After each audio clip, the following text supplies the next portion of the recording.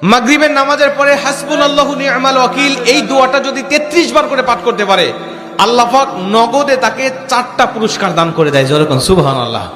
এবং এই পুরস্কারগুলো আপনি নিজের চোখে দেখতে পারবেন যে হাসবুনাল্লাহু নি'মাল ওয়াকিল এই দোয়াটা পাঠ করার কারণে আল্লাহ পাক আপনাকে কি কি বেনিফিট দান করেছে। 1 নম্বরে আল্লাহ পাক আপনার দুশ্চিন্তা, আপনার টেনশন আল্লাহ পাক দূর করে দিবে। আপনি যত বড় দুশ্চিন্তায় থাকেন না কেন, আপনার টেনশন আপনাকে একদম শেষ করে দিচ্ছে।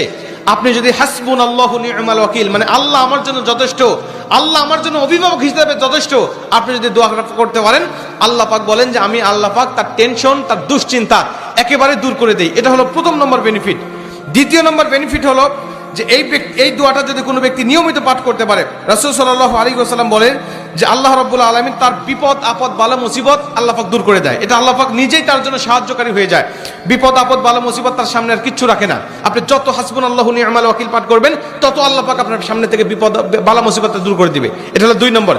3 নম্বরে নবীজি সাল্লাল্লাহু আলাইহি ওয়াসাল্লাম বলেন, যে ব্যক্তি হাসবুনাল্লাহু নি'মাল ওয়াকিল বেশি বেশি পাঠ করবে, আল্লাহ রাব্বুল আলামিন সে যদি কারোর দ্বারা জুলুম শিকার হয়ে থাকে, সে মাজলুম, তার উপরে কেউ জুলুম করেছে, তার উপরে কেউ কষ্ট দিয়েছে, তাকে এই কষ্টটা সে পেয়ে আল্লাহ পাকের কাছে হাসবুনাল্লাহু নি'মাল ওয়াকিল পাঠ করেছে, আল্লাহ পাক বলেন নিজেই আমি ওই মাজলুমের পক্ষে হয়ে যাই, জালেমের বিপক্ষে আমি আল্লাহ নিজের অবস্থানটা দাঁড় করা দেই। যেরকম সুবহানাল্লাহ।